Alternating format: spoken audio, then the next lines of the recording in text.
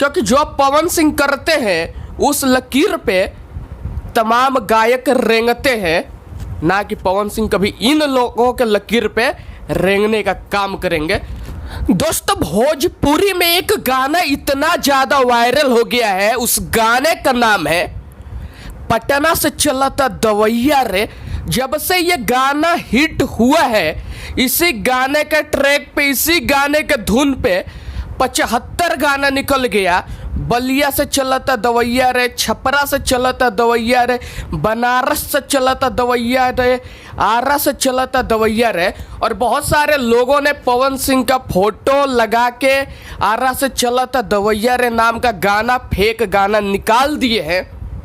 वो फेक गाना है।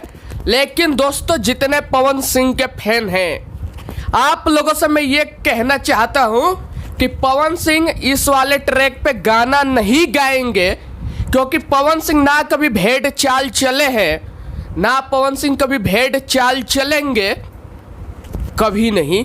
हाँ, मैं चाहता हूँ कि पवन सिंह अगर इस टाइप का अगर गाना लाना चाहे तो वो इस टाइप का गाना ला सकते हैं। हमारा से चला था दवैया रे, यानी कि पवन सिंह से सभी का दवा चल रहा है, इस टाइप का गाना लाएंगे तो बवाल मच जाएगा।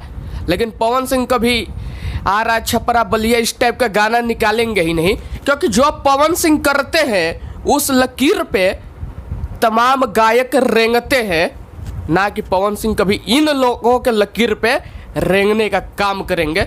दोस्त, आप लोगों को वीडियो कैसी लगी और आप लोग पवन सिंह के फैन हो तो चैनल को सब्सक्राइब कर दो, वीडियो को शेयर कर दो।